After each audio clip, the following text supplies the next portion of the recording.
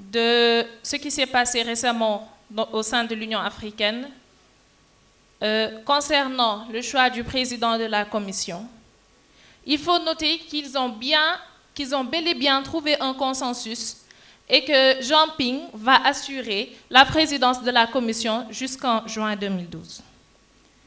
Aussi, dans toute organisation, il y a des querelles de leadership, mais l'influence de ces querelles sur les objectifs et sur les actions de l'organisation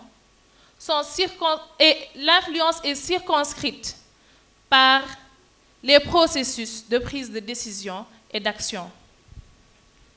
Comme toute organisation également, l'Union africaine est constituée d'organes.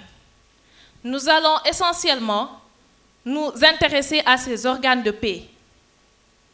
En son sein, il n'y a qu'à la conférence, qui est un organe décisionnel composé des chefs d'État et de gouvernement, que l'acte constitutif en son article 9.1g a donné les prérogatives de, et je cite, « donner des directives au Conseil exécutif sur la gestion des conflits, des situations de guerre et autres situations d'urgence, ainsi que sur la restauration de la paix. » Mais également à l'article 5.2 de ce même acte constitutif, il est dit que la conférence peut décider de la création d'autres organes, ce qu'elle mettra en œuvre pour mettre en place en mai 2004 le Conseil de paix et de sécurité, qui est défini en son article 2.1 du protocole relatif à sa création comme un organe permanent de prévention, de gestion et de résolution des conflits.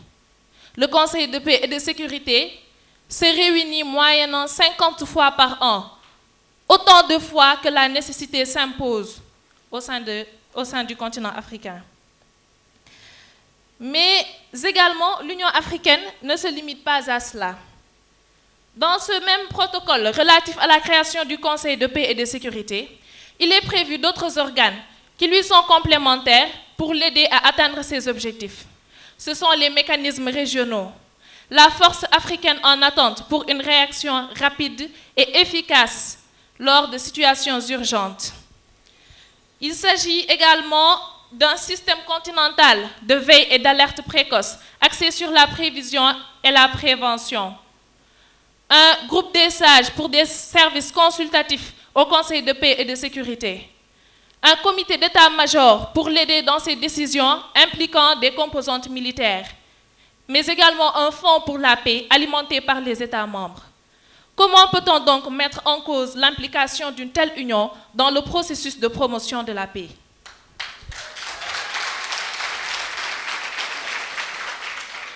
D'autant plus que dans l'exécution de ces tâches, le Conseil de paix et de sécurité est guidé par des principes, parmi lesquels une innovation de taille, qui est le principe de non-indifférence inspiré du devoir d'ingérence. Je vous remercie. Bonsoir, mesdames.